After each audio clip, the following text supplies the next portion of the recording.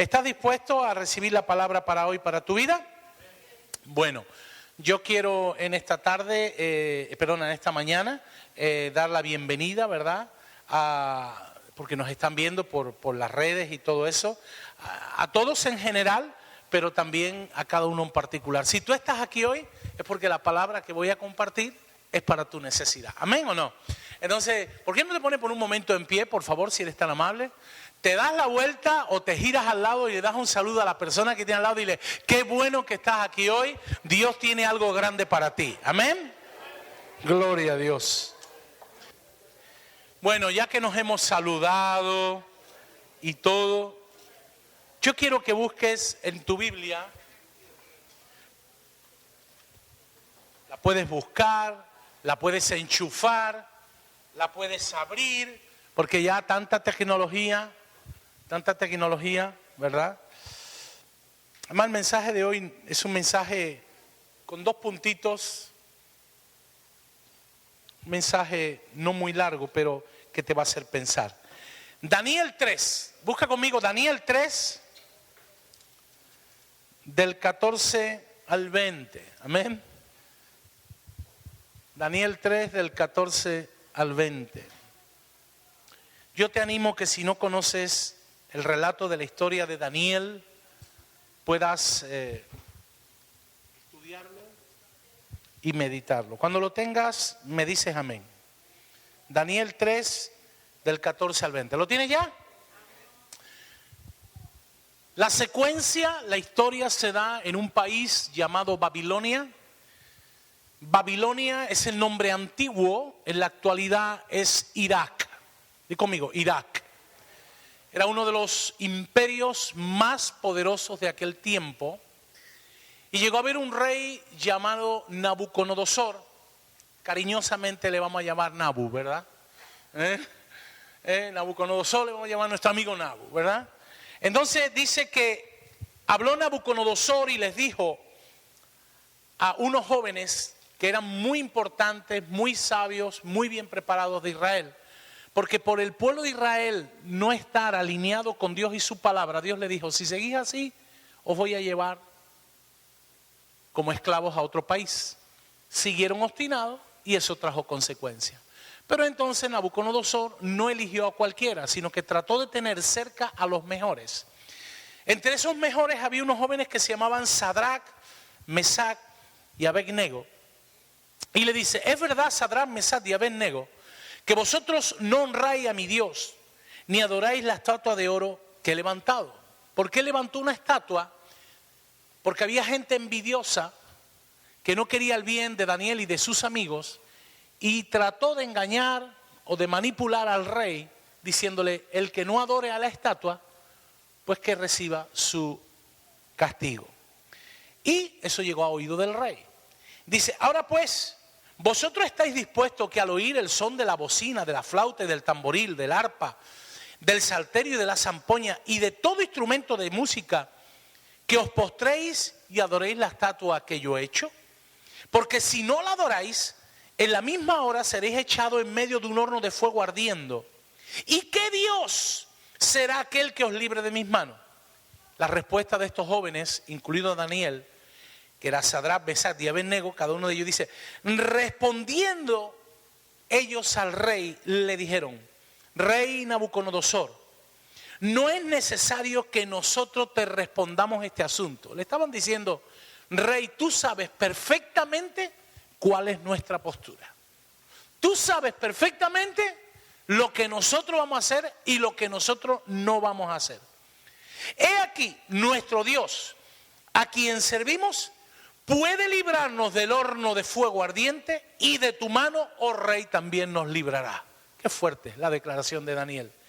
Y si no nos libra, fíjate, y si Dios en su soberanía no quiere librarnos, sepas, oh rey, que nosotros no nos vamos a rendir ni a servir a ninguno de tus dioses, ni tampoco vamos a adorar la estatua que tú has levantado. Dice que Nabucodonosor se llenó de ira y se le mudó el aspecto de su rostro contra Sadrach, Mesach y Abednego. Y ordenó que el horno no lo calentaran de manera normal, sino 7 veces más de lo habitual. Y dice, toma nota de este, porque este verso es vital, el 20. Y mandó a hombres muy vigorosos que tenía en su ejército, que atasen a Sadrach, Mesach y Abednego para que no se escapasen, para echarlos en el horno de fuego ardiendo. Entonces estos varones fueron atados con sus manos, sus calzas, sus turbantes y sus vestidos, y fueron echados dentro del horno de fuego ardiendo. Amén. Que Dios bendiga su palabra en esta mañana y que Él nos abra nuestro entendimiento para recibir la enseñanza. Cierra tus ojos por un momento, tómate un minuto, dile: Señor, prepara mi espíritu, trae una enseñanza a mi vida que fortalezca y edifique mi fe, para que pase lo que pase, suceda lo que suceda en mi vida, yo tenga claras mis convicciones como las tuvieron Daniel y sus amigos. En el nombre de Jesús, amén y amén. Hermano, este relato es un relato apasionante de la vida de Daniel. Y en este relato, el horno de fuego es un tipo o una figura del día que cada uno de nosotros podemos experimentar una prueba, un día malo, una adversidad, un revés que no esperábamos, un golpe bajo que nos deja casi noqueado. Es el día en que todo hombre y toda mujer de Dios, si verdaderamente está alineado con Dios y su palabra, va a ser un día que va a superar con la ayuda de Dios de la misma manera que lo superó Daniel y sus amigos. Cuando nos llega el día malo, la oscuridad, este no es un día fácil, porque hasta el mismo infierno se levanta cuando uno desea hacer la voluntad de Dios. Mucha gente dice: ¿cómo es posible que yo comience a acercarme a Dios y la cosa comienza a irme mal? Compañero, es que tú antes estabas en el equipo de Él y tú automáticamente te han convertido, que no estás en su equipo, sino que además está en el contrario para meterle goles. Entonces el enemigo no se va a quedar con los brazos cruzados. ¿Cómo es posible que el infierno se levante en contra mía? Pero la Escritura nos deja una tremenda palabra en Santiago que dice que Dios bendice a los que soportan con paciencia las pruebas, porque después de superarlas, di conmigo, superarlas, recibirán la corona de vida que Dios ha prometido para aquellos que le aman. ¿Alguien dice amén o no? Ahora bien, analizando un poquito el texto que hemos leído, dice que Nabucodonosor, nuestro amigo Nabu, mandó a cualquiera que no hiciera lo que él había levantado en un edicto, que fuera echado a un horno de fuego. Cuando se encuentra con Daniel y sus amigos, dice: wow, esta gente no solo no lo van a hacer, sino que tienen el valor de decírmelo en la cara. Entonces este hombre no le encarga a cualquiera la tarea de atarlos y de llevarlos al horno de fuego. Si tú te fijas en el capítulo 20, dice que él lo mandó a hombres como eran, muy ¿qué? Muy vigorosos, muy fuertes. Es decir, el rey estaba poniendo de su parte para que lo que él había dicho se llevara a cabo. Eran hombres fuertes y vigorosos. Además eran hombres acostumbrados a la resistencia y al dolor. ¿Por qué? Porque eran del ejército. Dice que eran vigorosos, que él tenía en su ejército. Eran hombres que estaban preparados para la batalla, para la adversidad, para el día difícil. Es decir, no le encargó. Ojo, que Daniel y sus amigos eran personas normales como tú y como yo. Lo que pasa que Nabucodonosor tenía temor de algo, no sabemos de qué, de algo. Esta gente, vamos a usarlo como un ejemplo para que no cunda más aquí en Babilonia. Eran gente también que sabía recibir y ejecutar órdenes con rapidez. Dice el verso 22 que como la orden del rey era apremiante y lo habían calentado mucho, la llama del fuego los mató cuando abrieron el horno y querían meter a Daniel y sus amigos. Es decir, le metieron combustible a tal punto que tú sabes que cuando algo está cerrado, los que entienden de fuego, los que han visto algo, reportajes de bomberos, una manera de apagar el fuego es que no haya oxígeno. Por eso las puertas no tienen que abrirse, sino cerrarse. ¿Qué pasó cuando abrieron el horno?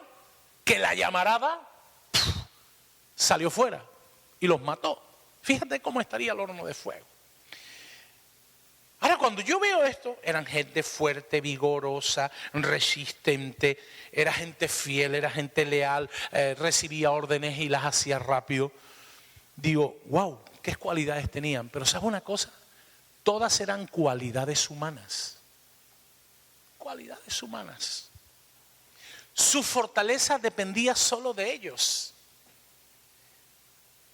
Y si les venía un día malo y no estaban preparados, nunca iban a dar la talla. Ahora, cuando tú observas la vida de Daniel y sus amigos, el mensaje de hoy se titula El secreto de tu fuerza. Así se titula el mensaje de hoy. El secreto de tu fuerza. Pero Daniel y sus amigos decidieron que en Babilonia su fortaleza no iba a ser una fortaleza humana. ¿En quién iba a estar su fortaleza? En Dios. ¿Qué dice el capítulo 1 de Daniel, verso 8? Y Daniel propuso en su corazón no contaminarse con la porción de la comida del rey, ni con el vino que él bebía. Pidió por tanto al jefe de los eunucos que no se le obligase a contaminarse. Es decir, Daniel y sus amigos, con la decisión que tomaron de vivir para Dios en un lugar hostil, ellos habían decidido o propuesto en su corazón de que su fortaleza iba a depender de cómo iba a ser su relación con Dios. Hermano, es impresionante esto. Ellos decidieron en su corazón no contaminarse ni con la comida ni con la bebida de palacio, porque ellos sabían a quién o qué demonio habían podido dedicar o a qué ídolo. Y ellos querían tener una dieta a base de legumbres y agua para permanecer firmes en Dios. Más adelante vemos que después de la muerte del rey Nabucodonosor, lo sucede su hijo Belsasar de una manera repentina, ¿verdad? Y después sigue, porque Belsasar muere y sigue Darío, que es otro rey. Pero la gente que puso en autoridad, generación tras generación, seguía siendo gente que le tenía envidia a Daniel y a sus amigos. Porque Daniel y sus amigos estuvieron durante 4 reinados. 4 reinados. Los reyes iban pasando, pero ellos seguían permaneciendo fiel. ¿Sabes por qué le tenían envidia? Porque dice la Biblia que Daniel y sus amigos tenían un espíritu superior. No es que eran mejores humanamente, no. Ellos tenían un espíritu diferente, que no era el espíritu humano. Era el Espíritu de Dios morando en sus vidas. ¿Alguien dice amén o no? Los sátrapas, que eran los gobernantes, los gobernadores, se les comía la envidia. ¿Por qué? Porque ellos no sabían en el fondo qué es lo que tenía Daniel, que ellos deseaban, pero no tenían. Dice el capítulo 6, busca capítulo 6, verso 3. Pero Daniel mismo era superior a sátrapas, a estos sátrapas y gobernadores, porque había un espíritu superior y el rey pensó en ponerlo sobre todo el reino. ¿Y qué pasaba a los otros? Que se comían de envidia. Que bien la envidia se los comía. Esta gente, estos sátrapas, estos gobernadores, era gente acomplejada, di conmigo, acomplejada, que querían los beneficios que recibía Daniel de su Dios, pero no estaban dispuestos a poner ellos de su parte para tener una relación de conocer a Dios como lo conocía Daniel. Eso pasa hoy día. Mucha gente quiere los beneficios que Dios ofrece, pero no están dispuestos a pagar el precio de conocer el corazón de Dios. Y no les pasa. Se quedan ahí como esos sátrapas. Hermano, la vida de Daniel, por lo menos para mí, es un ejemplo, o es de tal ejemplo y testimonio, que no había manera, dice la Biblia, que no había manera de encontrar una fisura en su vida. ¡Wow! No había manera. Lo querían pillar y no lo pillaban. Este tío que no comete ningún error. Pero ellos encontraron o quisieron encontrar un fallo. Digo, solo hay una manera que podamos atrapar a Daniel. Y tiene que ver en su relación con Dios. Qué guay, ¿no? Ojalá la gente pudiera decir, de ti no puedo ver que eres así, ni así, ni así. Pero la única manera donde puedo pillarte es en cuanto a tu relación con Dios. Qué fuerte, ¿no? Ellos encontraron que la única manera de encontrar un fallo, digo fallo entre comillas, en Daniel, tenía que ver en cuanto a su relación con Dios y con su palabra. Y es por ello que levantaron un edicto venenoso. Capítulo 6, versos del 4 al 7, búscalo.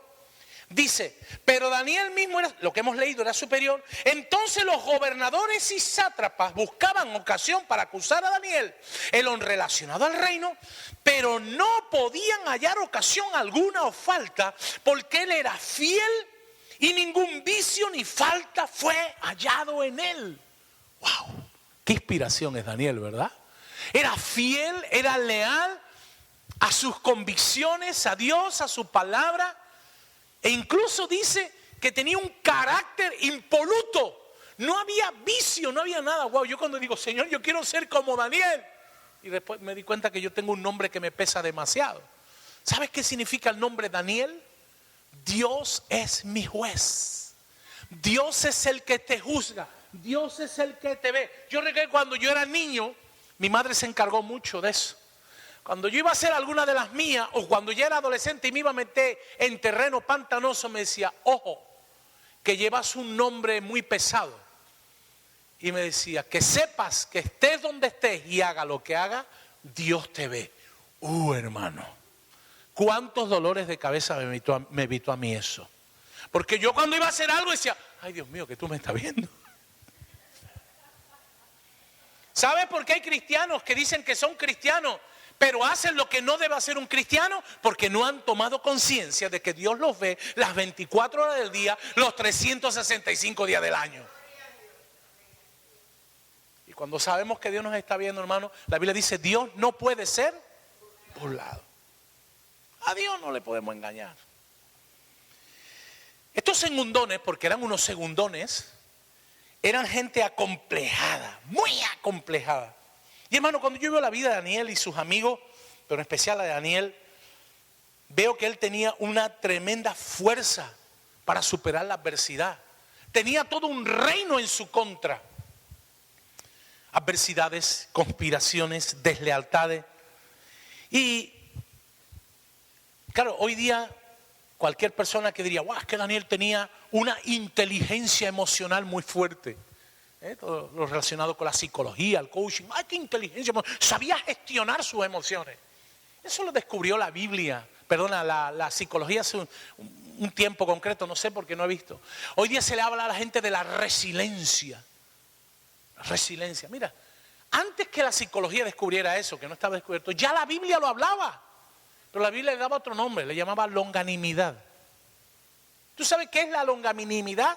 Lo que hoy en la psicología se habla como resiliencia. Es la capacidad o la fuerza de ánimo para superar cualquier adversidad. Lo que pasa es que Daniel no la superaba en la fuerza del hombre. Daniel la superaba en el Dios que lo fortalecía cada día. Amén.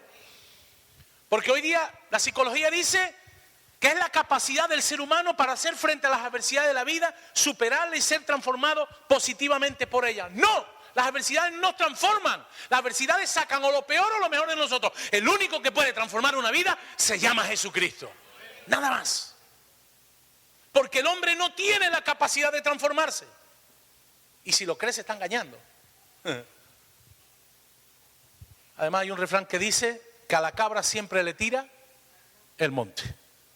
Y si no damos la entrada, damos la salida. Entonces, la Biblia habla de longanimidad, fortaleza y constancia de ánimo en medio del obstáculo y la adversidad. ¿Sabes por qué? Porque es la fe la que te da la fortaleza para seguir adelante y no tirar la toalla. ¿No te pasa alguna vez en tu vida? Dice, yo esto ya no aguanto más. Y parece que hay una vocecita que te habla a tu espíritu y dice, una milla más. ¿Te ha pasado alguna vez o no? La gente le llama la conciencia, nosotros le llamamos Espíritu Santo. Porque dice la Biblia que el Espíritu Santo que vive en nosotros nos llevará a la verdad. Y nos guiará a la... Y Jesucristo dice, y conoceréis la verdad y la verdad os hará. Yo siempre digo que la palabra de Dios es poderosa y transformadora. ¿Cuál era el secreto de Daniel? ¿Dónde estaba fundamentada su fuerza? En dos cosas nada más, y voy a ser rápido. Número uno, él amaba tremendamente a Dios y ese amor estaba basada en una relación de intimidad con él. Daniel conocía a Dios. Fíjate cuando le dice, adora, dice, mi Dios puede sacarnos de esta. Y si no, es porque él no quiere. Daniel lo tenía claro.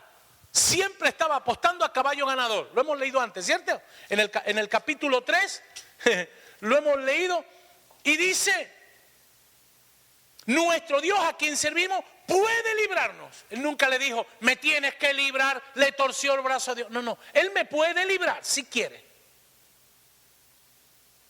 Y si no, que sepas que tampoco vamos a arrodillarnos. Qué bueno, ¿no? Esto es un fenómeno. Yo lo veo y digo, este es un gigante. Físicamente no sabemos cómo era Daniel. La Biblia no lo narra.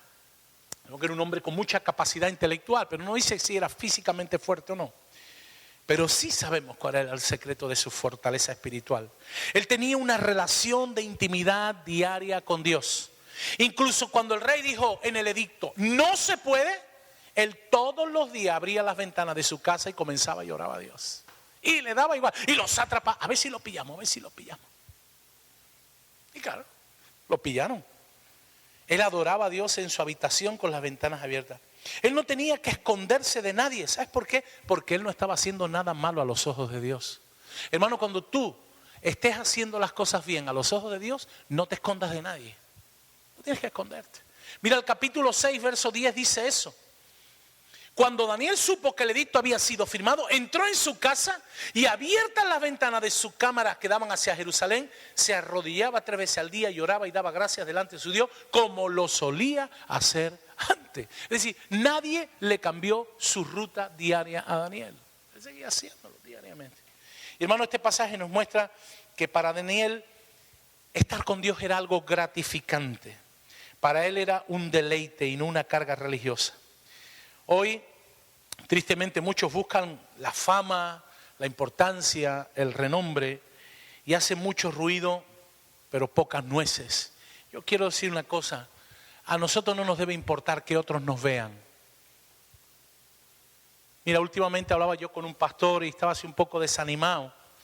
Y yo le dije, mira, es que en el mundo cristiano también hay algunos cristianos Ronaldos. ¿Cómo?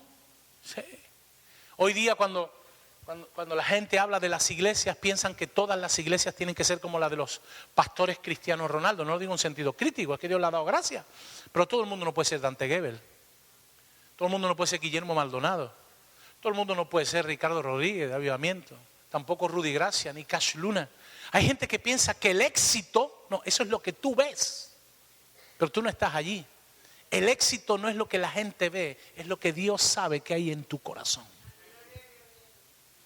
Y por eso a veces el diablo nos hace creer, a todos, nadie está exento, un sentido de frustración. Porque vivimos en un mundo que todo lo cuantifica. ¿Me estoy explicando? Es como una actitud mercantilista. Pero yo siempre digo, no por ser mucho, no por ser mayoría, se lleva la razón. Porque en la Biblia hay un relato donde 10 espías dieron un reporte negativo y la mayoría los apoyó, pero estaban equivocados. Y 2 que decían la verdad no lo creyeron. ¿Me estoy explicando? Entonces, hermano, es muy importante en que entendamos esto. No busquemos la fama, el ruido. No. Quien nos tiene que ver es Dios. ¿Te ve Dios? Ay, pastor, pero es que pasa que al ser humano le gusta que le cepillen la espalda, ¿verdad? ¿Por qué? Porque el orgullo se nos pone... Es como el burrito que entraba a Jerusalén, se creía que las alabanzas eran a él, no, que era el que iba encima tuya, compañero. El burrito le decía, cuando llegó al establo, ¿cómo me cantaban? No era a ti, era el que iba arriba tuya. Que no nos pase eso. Qué fuerte. Cuando en el tiempo de Belsasar Dios escribió la pared, recordáis que el hijo de Nabucodonosor fue Belsasar, y Dios escribió en la pared diciendo que había sido puesto en balanza y había sido escaso, lo escribió. Nadie daba respuesta a ese enigma, nadie. Pero la reina le recordó, dice, oye, en tiempos de tu padre Nabucodonosor, Ahí había un hebreo que Dios lo usaba poderosamente porque había un espíritu diferente en él. Qué bueno, ¿no? Qué bueno sería que cuando nuestros días en esta tierra pasen, quizás nuestro nombre no sea muy conocido, pero la gente que estuvo cerca de nosotros, que es la que verdaderamente nos conoce, puede decir, en esta persona había un espíritu diferente al resto. Esa persona fue de inspiración a mi vida. Esa persona fue un regalo de Dios a mi vida. Posiblemente nunca tengamos focos, nunca seamos hiper, super, mega, me explico, ¿no? Pero ¿sabe una cosa? Dios sí conoce nuestros corazones. A veces nos sentimos apantallados, wow. No, mi hermano, es Dios, la gloria. Y como decía, en el tiempo de la reforma, entre los pilares de la reforma es a Él sea la gloria. A Él sea la gloria.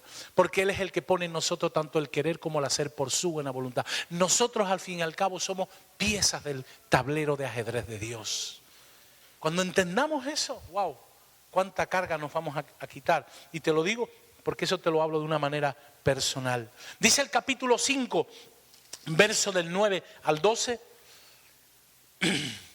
Entonces el rey Belsasar se turbó y en sobremanera palideció, y todos sus príncipes estaban perplejos porque no entendía qué significaba lo de la pared.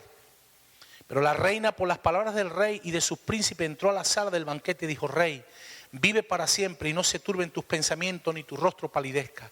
En tu reino hay un hombre en el cual, qué maravilloso, hay un espíritu, el espíritu de los dioses santos. Y en los días de tu padre se halló en él luz e inteligencia y sabiduría, como la sabiduría de los dioses, al que el rey Nabucodonosor, tu padre o rey, constituyó jefe sobre todos los magos, astrólogos, caldeos y adivinos. Lo llamó y le dijo lo que significaba aquellas palabras. Qué currículum tan fuerte, ¿no? En él está la sabiduría, la inteligencia de los dioses, la luz. Qué fuerte, ¿no? Qué maravilloso sería que pudieran utilizar esos calificativos de nosotros. Hermano, yo creo que hoy el Señor nos deja una enseñanza muy sencilla para su pueblo. El pueblo de Dios necesita retomar el secreto de la sabiduría, de la ciencia y la revelación que tenía Daniel.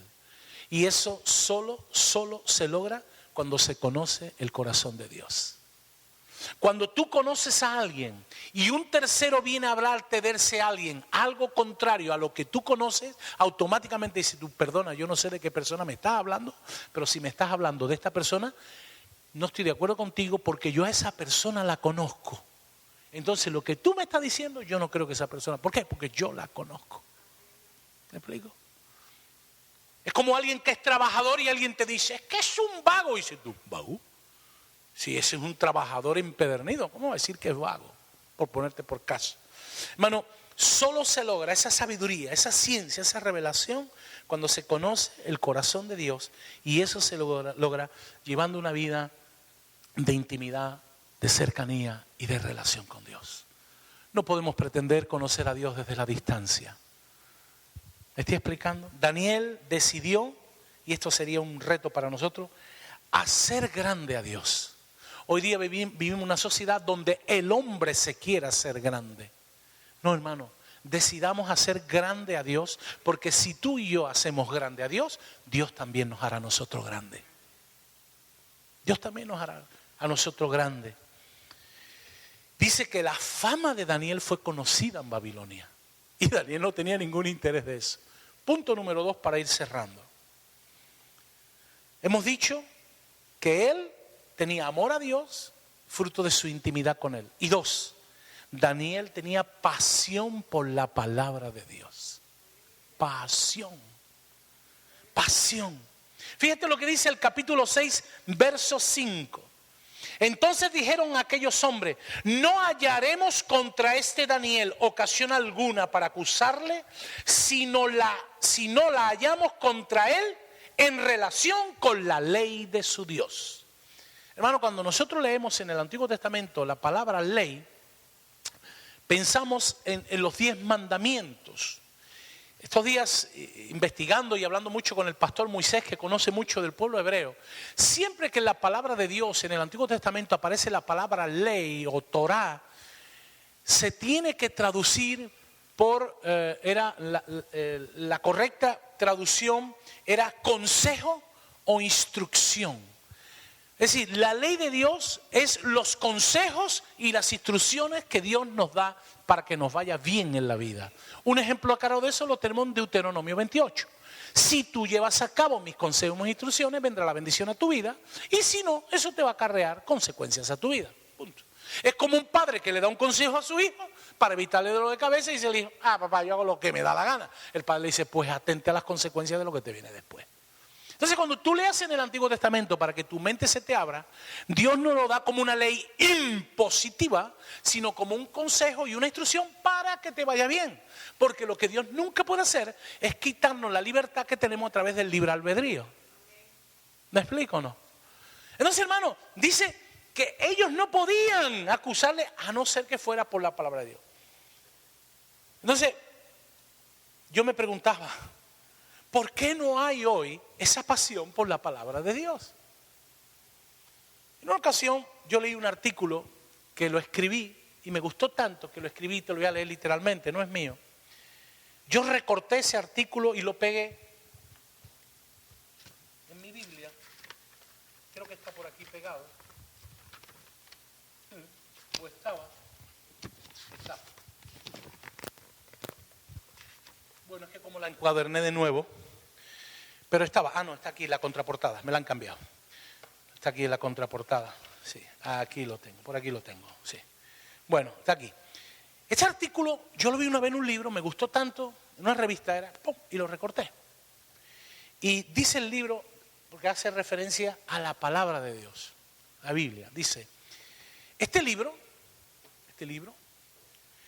es la palabra de Dios, habla del estado del hombre, el camino de la salvación, la condena de los pecadores y el gozo de los creyentes.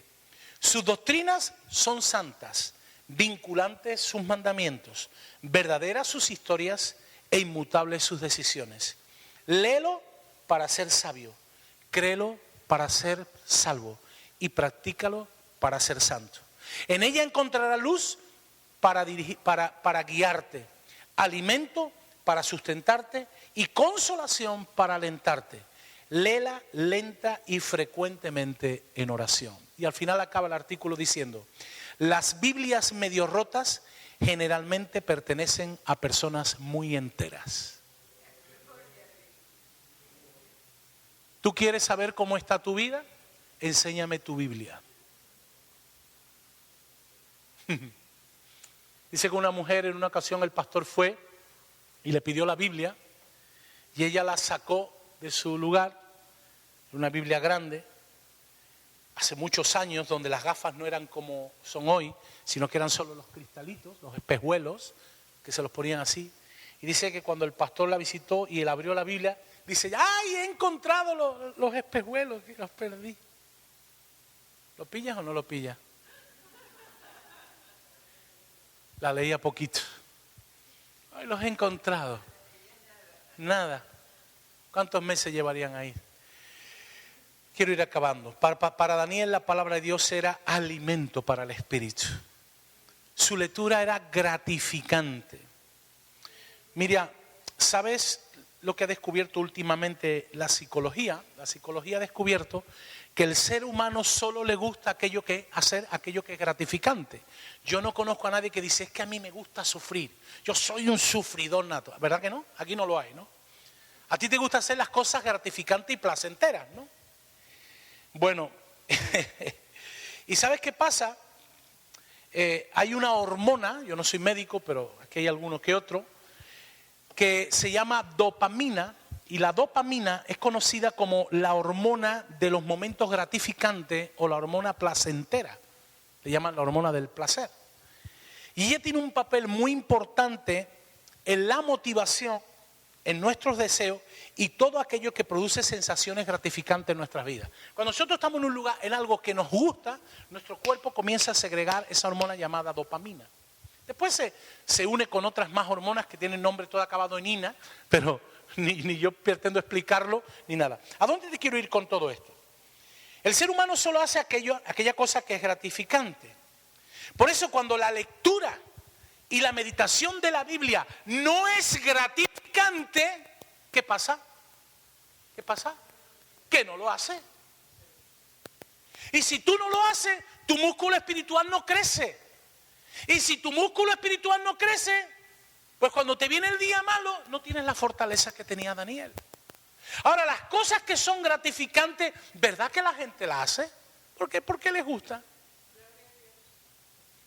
Ahora esto, ¿qué sucede cuando tú dices, ay, yo sé que tengo que meditar la palabra, pero no lo hago? ¿Sabes qué viene el diablo? Te trae un sentimiento de culpa. Y te dice, es que tú deberías haber hecho esto, pero no lo has hecho. Pero además nos debilitamos, nos desanimamos, etcétera, etcétera. Entonces, Daniel sabía que de la misma manera que el cuerpo necesita comida y bebida para sobrevivir, nuestro espíritu también lo necesita. Necesitamos alimento espiritual para vivir fuertes para el día malo. Mira, eso no lo dice el Nuevo Testamento, lo dice Deuteronomio 8. Mira, Deuteronomio 8:3, para los que están tomando nota, dice algo muy importante. Dice que Dios te afligió y te hizo tener hambre y te sustentó con maná para hacerte saber que no solo de pan vivirá el hombre. ¿Te suena a ti eso? Esas palabras las dijo Jesús. Recuerda que cuando Jesús fue tentado después de los 40 días de ayuno, esa fue la primera tentación que el diablo le ofrece. ¿Qué le dijo? Si tú fueras Dios, estas piedras las convertiría en pan. Le estaba tentando, le estaba probando. ¿Cómo le responde Jesús? Con la palabra de Dios que él conocía. No solo de pan vivirá el hombre, sino de toda palabra que sale de la boca de Dios. Ahora, hermanos, si tú y yo no nos nutrimos de la palabra de Dios, en el día malo, ¿qué vamos a hacer? Vamos a sucumbir a la tentación. Vamos a ceder al día malo. Amén. Bueno, yo quiero animarte, mi hermano, a que tú hoy salgas de aquí con dos convicciones. Número uno, pasión por Dios, relacionándote con Dios, con su palabra, fruto de esa intimidad. Y verdaderamente amar y tener pasión por la palabra. Quizás tú me dirás, ay pastor, es que yo no tengo tiempo. Yo no tengo tiempo. Hermano, uno tiene tiempo para aquello que es gratificante. Si a ti te encanta hacer piscina porque te ha dicho el médico o crees que es bueno para tu cuerpo, tú sacas tiempo para ir a la piscina. La piscina, el gimnasio, leer, jugar a los bolos, yo qué sé, lo que sea. Dijimos antes que el ser humano le gustan las cosas gratificantes, ¿cierto o no? Por eso vemos la tele, ¿no? Llegas un día cansado y ¿a dónde te vas directamente? ¿A dónde te vas? Al sillón. ¿Y el sillón va acompañado de qué? Del mando. Y automáticamente nuestro dedo gordo empieza, ¿verdad? Por eso es gratificante ver la tele. ¿Por qué vamos al cine? Yo no conozco a nadie que me ha dicho voy al cine a sufrir. Yo suelo ir al cine a reírme, a pasar un buen momento, ¿no? ¿Por qué hacemos deporte? Por lo mismo. El que no hace deporte, ¿por qué le gusta disfrutar de una buena comida? Porque es placentero. Hermano, esto nos enseña que si algo nos gusta, sacaremos tiempo. Sacaremos tiempo. Pregúntale con una buena sonrisa al que tienes al lado, oye, ¿cuál es el secreto de tu fuerza? ¿Cuál es el secreto de tu fuerza? Si tú quieres tener esa fuerza, si tú quieres tener buenos músculos espirituales, tienes que tomar hoy una triple determinación. Aplícate la fórmula de las 3 Ds. Di conmigo, D. Hoy tú tienes que tomar una decisión. Di conmigo, decisión. ¿Qué es una decisión? Es una determinación. ¿Qué determinó Daniel? Correcto, guardarse para Dios. Dile al que tiene al lado, te tienes que determinar. La primera es la decisión, la segunda es un deber. Tú debes, porque el deber es una responsabilidad. Tú debes pagar tu hipoteca o no, o tu alquiler.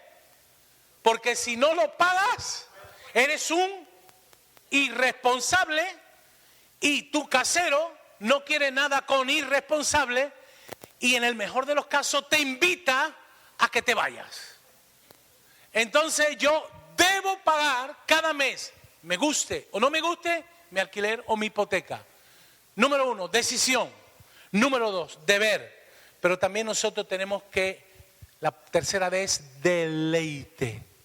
Deleitarnos. Este es el punto donde uno logra la victoria y el propósito. Porque, ay Señor, yo tomo una decisión y lo hago por deber, por responsabilidad. Pero cuando uno da el siguiente paso y lo hace por deleite, es cuando cambia totalmente el panorama. ¿Alguien dice amén? Dile al que tienes al lado, Dios quiere fortalecerte más. Quiere darte las herramientas. Amén.